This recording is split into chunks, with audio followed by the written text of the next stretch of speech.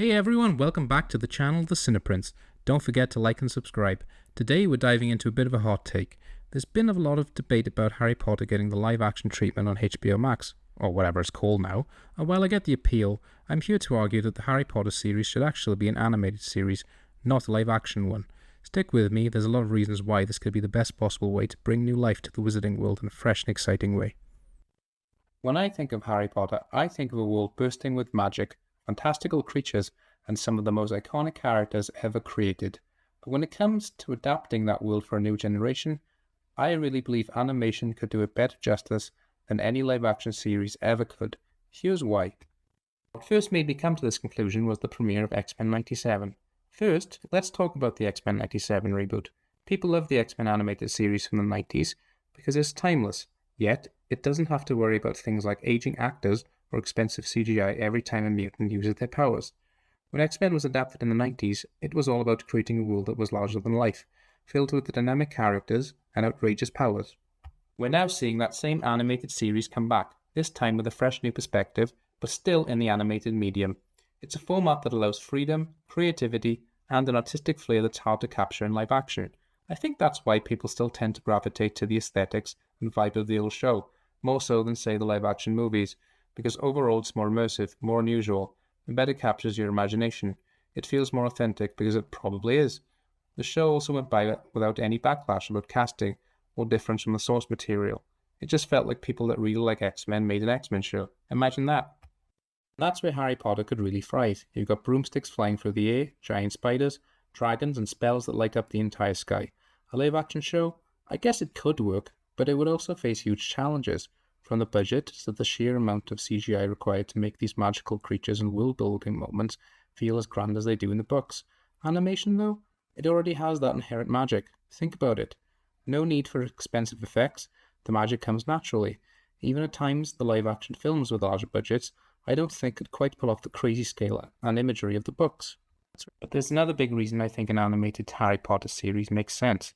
The controversy around casting. If you've been paying attention to recent discussions about the live-action series, you know there's been some controversy flying around, about one casting in particular.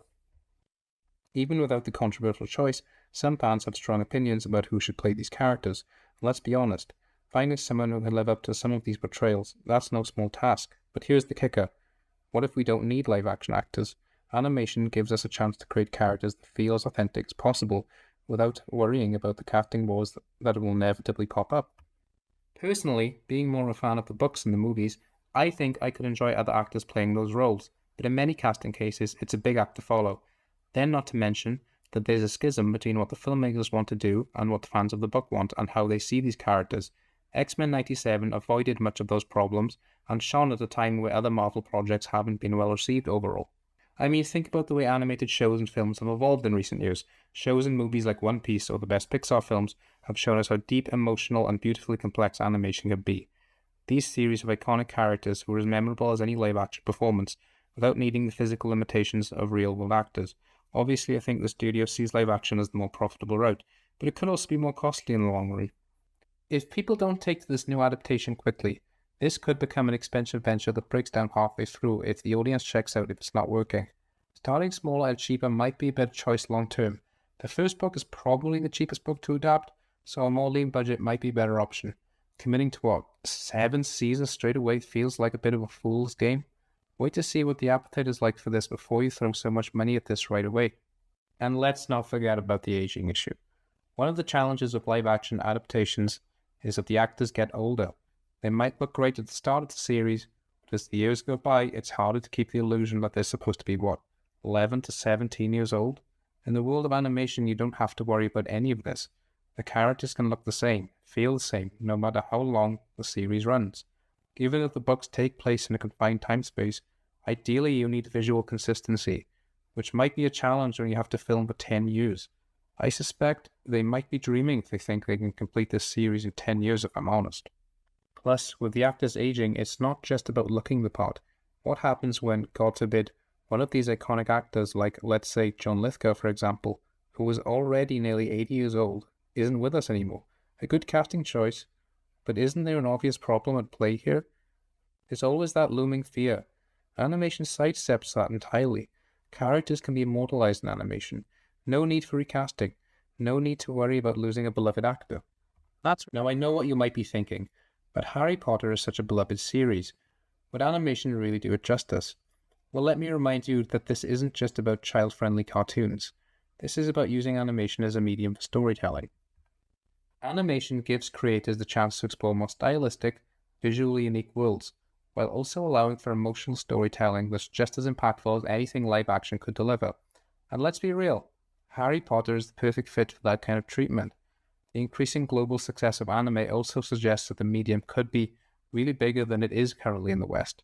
With the recognizable nature of the IP, Harry Potter could really have been a launchpad for Western animation. Oh well. You could have epic, over-the-top visuals, where the magic really feels, well, limitless. Or the Triwizard Tournament, where the dragons feel more alive, the underwater scenes are more colourful and immersive, and the action is fast-paced without needing to worry about how many CGI dragons can fit into the budget.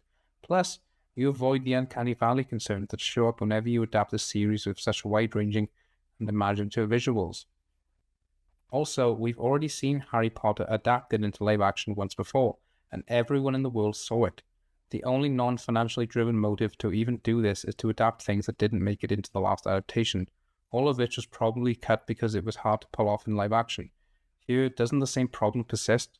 Just because they have more time to adapt the books doesn't necessarily mean they will. To wrap this thing up, an animated Harry Potter series could give us a new way to experience the Wizarding World. More creatively, more faithfully, and more consistently. It's a chance to explore the material in a way that feels fresh and exciting while sidestepping all the challenges that come with live-action adaptations, like casting issues, aging actors, and CGI struggles. So, what do you guys think? Should Harry Potter go the way of X-Men and embrace animation?